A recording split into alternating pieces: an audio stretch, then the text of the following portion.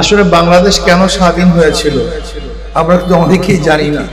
বাংলাদেশের স্বাধীনতার পিছনে কারণটা কি ছিল? দেখেন, এই দেশ একসময় মুসলমানদের ছিল। 750 বছর পর্যন্ত শাসক ছিল মুসলমান, বা 850 বছর পর্যন্ত ব্রিটিশ 200 বছর শোষণ করেছে। আবার মুসলমানদের আন্দোলনের কারণেই ব্রিটিশ এদেশ থেকে হটতে বাধ্য হয়েছিল। ভেবেছিলাম বৈষম্য দূর হবে, মানুষ শান্তি পাবে, মুক্তি পাবে, কিন্তু সংখ্যাগরিষ্ঠ মানুষগুলি মুসলমানদের সাথে বৈষম্য করছিল। আবার আমরা চিন্তা করলাম মুসলমানদের জন্য আলাদা ভূখণ্ডের প্রয়োজন। 47 আন্দোলন করে পাকিস্তান নামে একটা ভূখণ্ড করেছিলাম।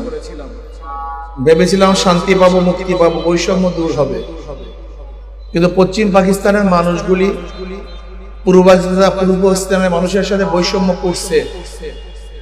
এর জন্য আমরা 71-এ আবার অস্ত্র ধরেছিলাম 3টা স্লোগানের ভিত্তিতে: সাম্য, মানবিক মর্যাদা, সামাজিক ন্যায় বিচার। সাম্য, আমরা সবাই সমান। বাংলাদেশের যারা নাগরিক, অধিকার সবাই সমান থাকবে। চাকরির অধিকার, বাসস্থানের অধিকার, খাদ্যের অধিকার, শিক্ষার অধিকার, চিকিৎসার অধিকার, বস্ত্রের অধিকার সমান থাকবে। সাম্য, মানবিক মর্যাদা। আল্লাহ পাকের শ্রেষ্ঠ মাখলুক মানব, এর চেয়ে সম্মানিত কেউ নেই। এদের মর্যাদা রক্ষা করার জন্য আন্দোলন সংগ্রাম করেছিলাম। ন্যায় বিচার প্রতিষ্ঠিত করার জন্য আন্দোলন সংগ্রাম করেছিলাম। কিন্তু আমরা কি দেখলাম? 71-এর পরে 72-এর সংবিধান রচিত হয়েছিল। 72-এর সংবিধানের রচনার সেই সংবিধানের মূল ভিত্তি কি ছিল? জাতীয়তাবাদ, ধর্মনিরপেক্ষবাদ, গণতন্ত্রবাদ, সমাজতন্ত্রবাদ। আপনি কি জানেন ভারতের সংবিধানের মূল ভিত্তি কি? ভারতের সংবিধানের মূল ভিত্তি 4টা: জাতীয়তাবাদ, ধর্মনিরপেক্ষবাদ, সমাজতন্ত্রবাদ, গণতন্ত্রবাদ। হুবাহু ভারতের সংবিধানের মূলনীতি 72 আমাদের স্বাধীন বাংলাদেশের সংবিধানের মূল নীতি করা হয়েছে।